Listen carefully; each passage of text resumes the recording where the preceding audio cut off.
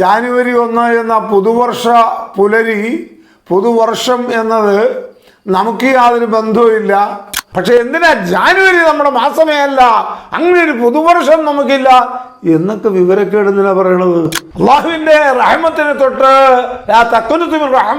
അള്ളാഹിന്റെ റഹ്മത്തിനെ തൊട്ട് ആശ പറയാൻ പാടില്ല. അസ്സലാമു അലൈക്കും വറഹ്മത്തുള്ളാഹി വബറകാതുഹു. അൽഹംദുലില്ലാഹ് വസ്സലാത്തു വസ്സലാമു അലാ അഫ്ളലിൽ മുർസലീൻ വഅലാ ആലിഹി വസഹ്ബിഹി അജ്മഈൻ. അമ്മാ ബഅദ്.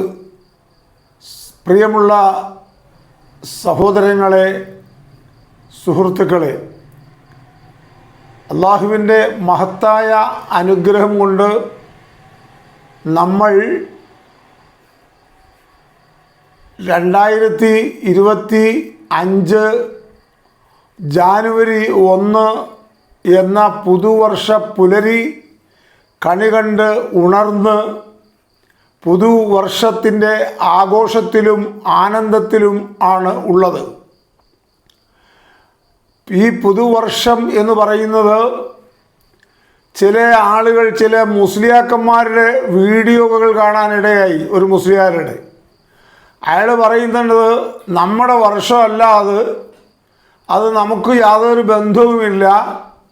ജാനുവരി 1 എന്ന പുതുവർഷ പുലരി, പുതുവർഷം എന്നത് നമുക്ക് യാതൊരു ബന്ധവുമില്ല. നാം അതിൽ സന്തോഷിക്കേണ്ടതില്ല, നാം അതിൽ ആഹ്ലാദിക്കേണ്ടതില്ല, നാം അതിൽ ആഘോഷിക്കേണ്ടതില്ല എന്നൊക്കെ കുറച്ച് ഗൗരവത്തിൽ പറയുന്നുണ്ട്. ഇത്തരം പറച്ചിലൊക്കെ വളരെയധികം മോശമാണ്. ഇത്തരം സംസാരങ്ങൾ സംസാരിക്കുന്നവർ ഒരു പരിധിവരെ ഈ നാടിനെക്കുറിച്ച് ഓർക്കണം.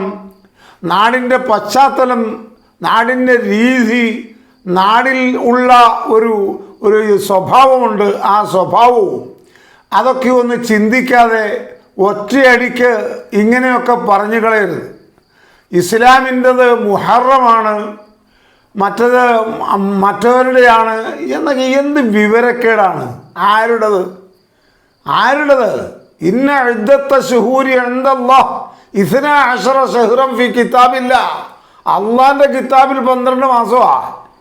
അത് January, February, March, April, May, June, July, August, September, October, November, December എന്നെണ്ണിയാലും കുംഭം, മീനം, ഇടവം, കർക്കിടകം, ചിങ്ങം, കന്നി, തുലാം, വൃശ്ചികം, ധനു എന്നിങ്ങനെ എണ്ണിയാലും മുഹറം, സഫർ, റബീഉൽ അവ്വൽ, റബീഉൽ ആഖിർ, ജമാദുൽ ആഖിർ എന്ന് എണ്ണിയാലും അള്ളാഹുവിൻ്റെ കിതാബിലെ 12 മാസം കറക്റ്റാണ്. അത് അള്ളാഹു അങ്ങനെ ഖുർആനിൽ പറഞ്ഞതുമാണ്. ഇന്ന ഇദ്ദത്ത ശുഹൂരി ഇൻദല്ലാഹി 12 ശഹ്റൻ ഫി കിതാബില്ലാഹ്. അള്ളാഹുവിൻ്റെ കിതാബിൽ 12 മാസമാണ്. അത് ഇസ്ലാമിക കലണ്ടർ അനുസരിച്ച് മുഹറം 1-ാം മാസമായിട്ട് എണ്ണുന്നു എന്നത് ശരിയാണ്. മുഹറത്തിന് പ്രത്യേകതയുണ്ട്, സഫറിന് പ്രത്യേകതയുണ്ട്, റബീഉലിനും മറ്റൊരു പ്രത്യേകതയുണ്ട്, റബീഉൽ ആഖിറിനും വേറൊരു പ്രത്യേകതയുണ്ട്. ഇങ്ങനെ ഓരോ മാസങ്ങൾക്കും ചില പ്രത്യേകതകൾ അള്ളാഹുവിൻ്റെ റസൂല് പറഞ്ഞിട്ടുണ്ട്. അള്ളാഹു അവൻ്റെ ഖുർആനിൽ 12 മാസത്തെ എണ്ണിപ്പറയുന്നു. 12 മാസം ഉണ്ടെന്ന് വ്യക്തമാക്കുകയും ചെയ്തു അവൻ്റെ കിതാബിൽ എത്ര ഉണ്ടെന്ന്.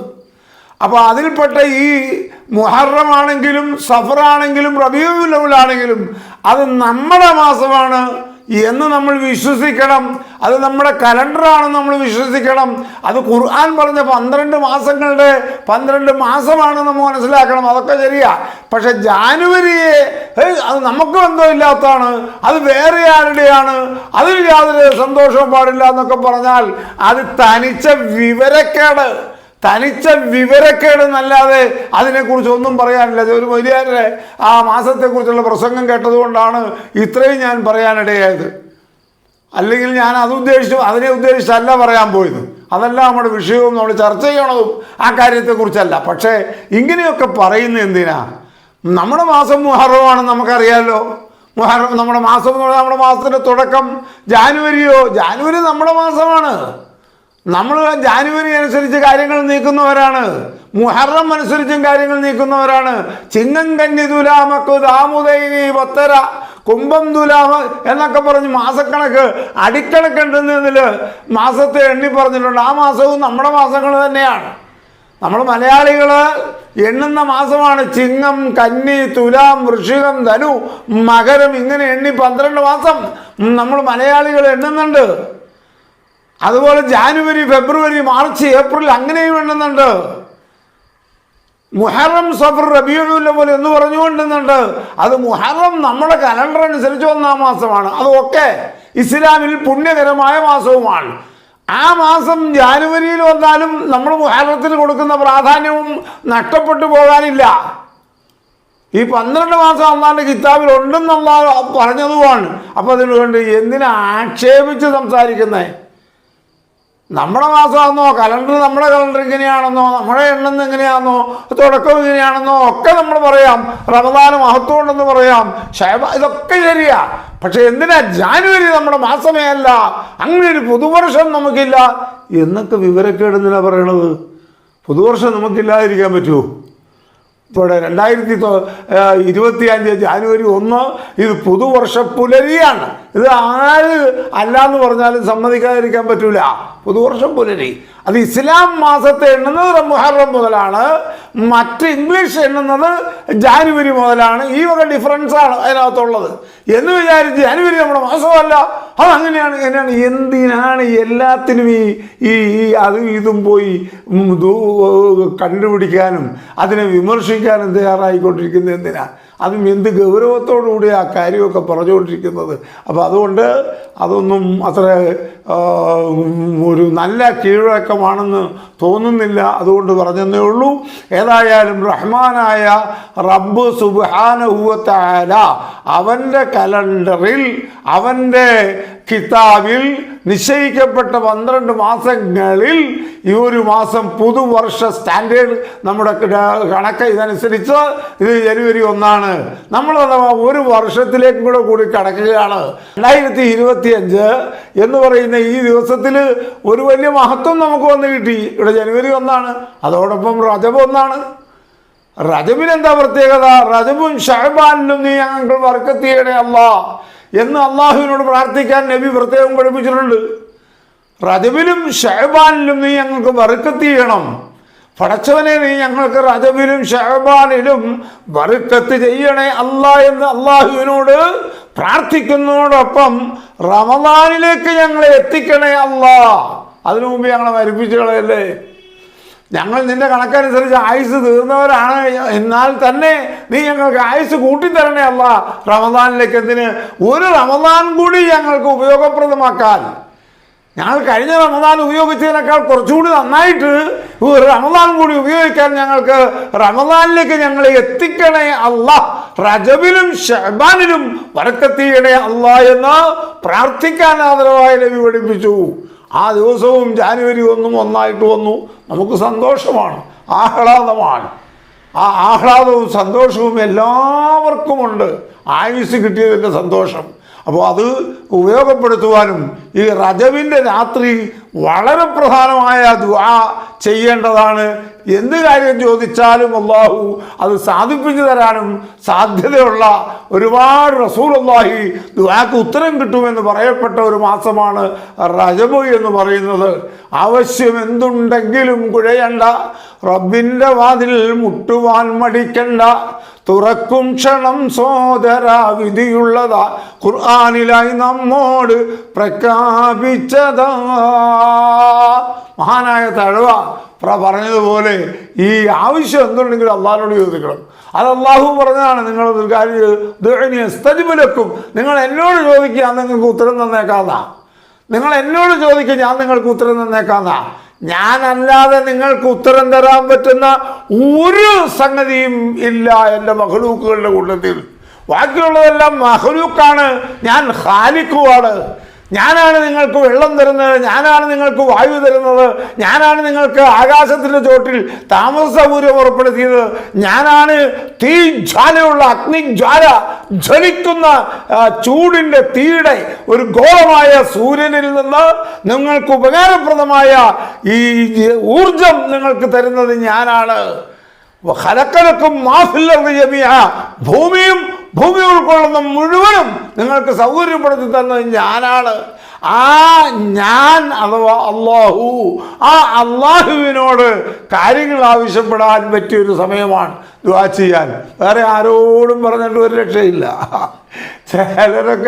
ചിലരോടൊക്കെ കാര്യങ്ങൾ പറയുന്നത് നമ്മൾ കേൾക്കുന്നുണ്ട്.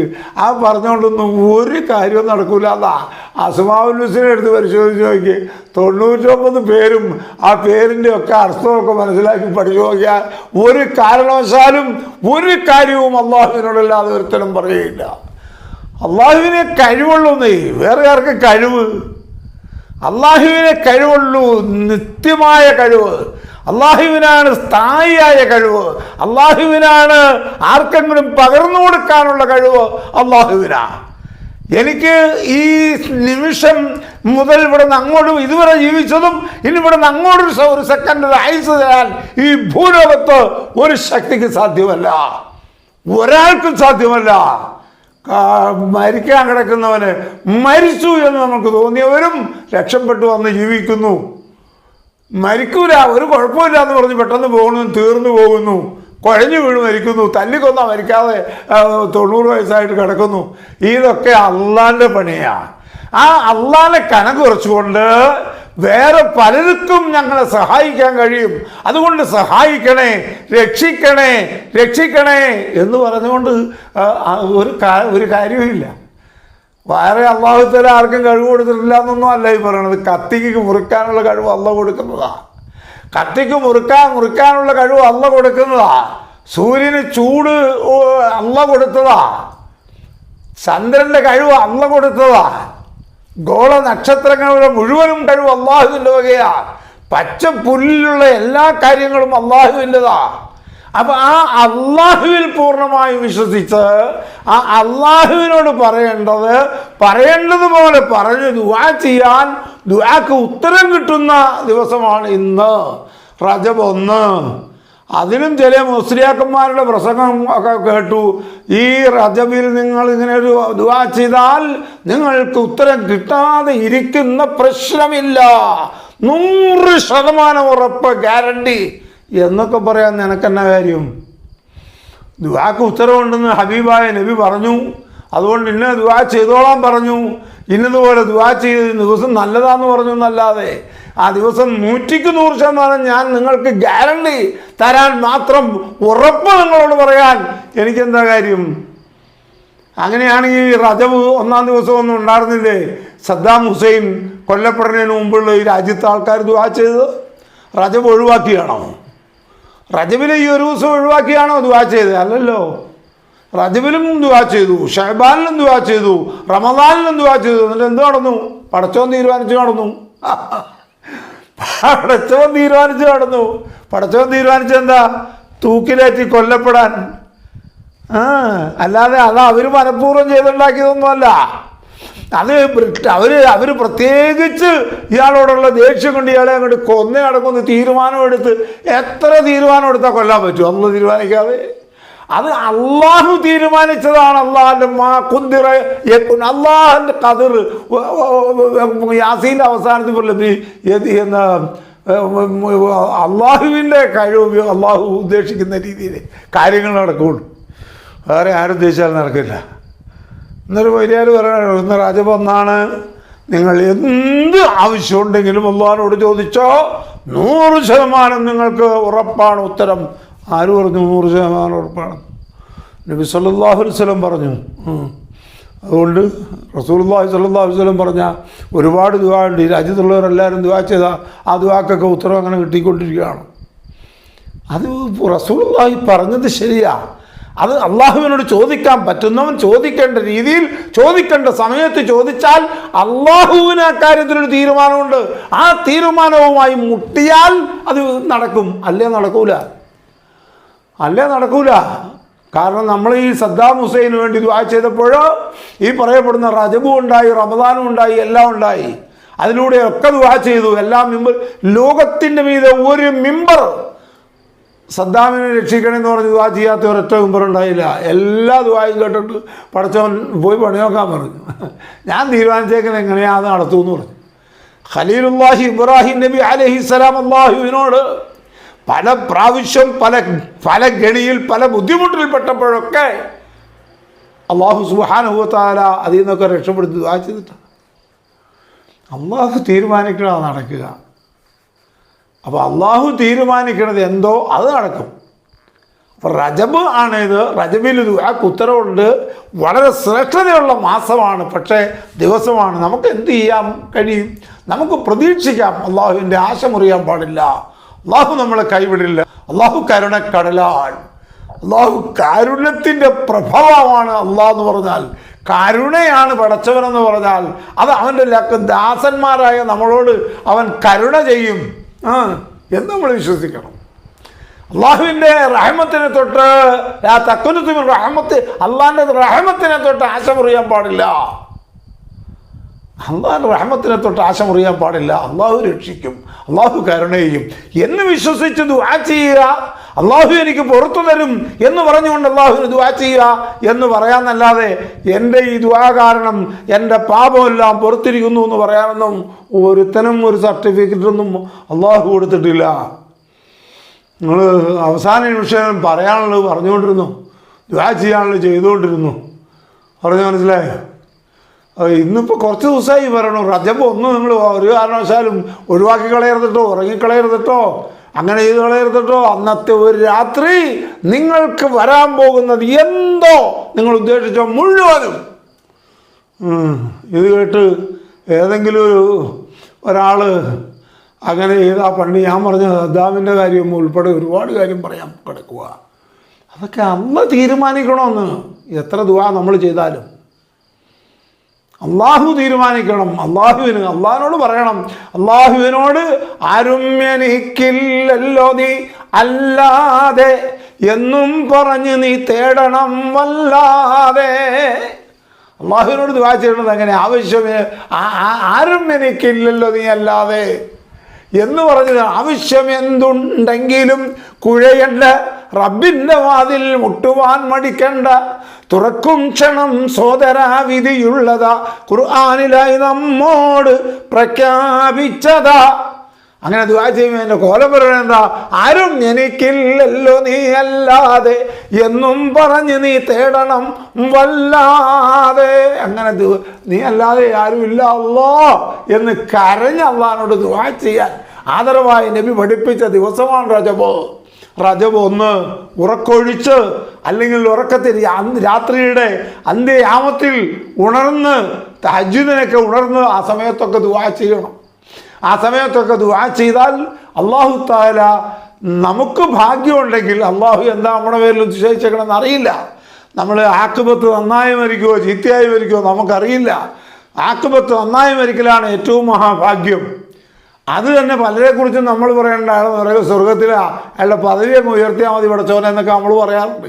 നമുക്കൊന്നും അങ്ങനെ പറയാനുള്ള ഒരു ലൈസൻസും അല്ലാഹ് തന്നിട്ടില്ല. അല്ലാഹ് തന്നിട്ടുണ്ട് കുറച്ച് ആൾക്കാരെ കുറിച്ച്. ഉമറും ഫിൽ ജന്ന, അബൂബക്കറും ഫിൽ ജന്ന, ഉസ്മാനും ഫിൽ അശറത്തുൽ മുബശ്ശിരീങ്ങളെ കുറിച്ച് അങ്ങനെ റസൂലുള്ളാഹി പറഞ്ഞ കുറേ വിഭാഗമുണ്ട്. അല്ലാത്ത ആരെയും കുറിച്ചാണ് ഗ്യാരണ്ടി പറയാൻ പറ്റുക? അവർ സ്വർഗത്തിലാണ് മരിച്ചിട്ടുണ്ട് പഠിച്ചവനെ, അവരുടെ ദർജ ഉയർത്തുന്നത്. ദർജ അങ്ങ് ഉയർത്തിയാൽ മതി, ബാക്കിയെല്ലാം ക്ലിയറാണ്. ദർജ അങ്ങോട്ട് ഉയർത്തിയാൽ മതി, ബാക്കിയുള്ള ഭാഗം എല്ലാം ഓക്കെയാണ്. ആരാ ഓക്കെയാണ് നിങ്ങളോട് പറഞ്ഞു കിട്ടിയത്? അയാളുമായിട്ടുള്ള റബ്ബും തമ്മിലുള്ള കാര്യമല്ലേ? അത് അയാൾക്കും അല്ലാഹുവിനും അല്ലാതെ ആർക്കറിയാൻ പറ്റും? അയാളും ആ മനുഷ്യൻ്റെ റബ്ബും തമ്മിലുള്ള രഹസ്യമായ കാര്യം നിങ്ങൾക്കിങ്ങനെ പറയാൻ കഴിയും, നിങ്ങൾക്കിങ്ങനെ പിടികിട്ടി. അപ്പോൾ നമ്മളെ സംബന്ധിച്ചിടത്തോളം നമ്മൾ അടിമയാണ്, ഉടമ വേറെ ഒന്നുണ്ട്. ആ ഉടമയുടെ ദാസന്മാരാണ് നമ്മൾ. ആ ദാസന്മാരായ നമ്മൾ ദാസൻ്റെതായ ഉടമയുടെ അടിമത്വം സ്വീകരിച്ചുകൊണ്ട് അവനോട് കേണപേക്ഷിക്കുക. രക്ഷിക്കണേ, സഹായിക്കണേ, രക്ഷിക്കണേ, സഹായിക്കണേ. ഇതിന് പറയാവുന്ന ഒരു ദിവസമാണ് റജബ്. 12 മാസങ്ങളിൽ അല്ലാഹു സുബ്ഹാനഹു വ തആല നമ്മളോട് ബർക്കത്തിന് വേണ്ടി ദുആ ചെയ്യാൻ പുന്നാരൻ നബി പഠിപ്പിച്ച മാസവും കൂടിയാണ്. റജബിലും ശഅബാനിലും ഞങ്ങൾക്ക് നീ ബർക്കത്ത് ചെയ്യണേ അല്ലാഹ്. പോരാം റമളാനിലേക്ക് ഞങ്ങളെ നീ എത്തിക്കണേ അല്ലാഹ്. അല്ലാഹു തആല നമ്മളെ റമളാനിലേക്ക് എത്തിക്കട്ടെ. റജബിലും ശഅബാനിലും അല്ലാഹു നമുക്ക് ബർക്കത്ത് ചെയ്യട്ടെ. അസ്സലാമു അലൈക്കും വറഹ്മത്തുള്ളാഹി വബറകാതുഹു.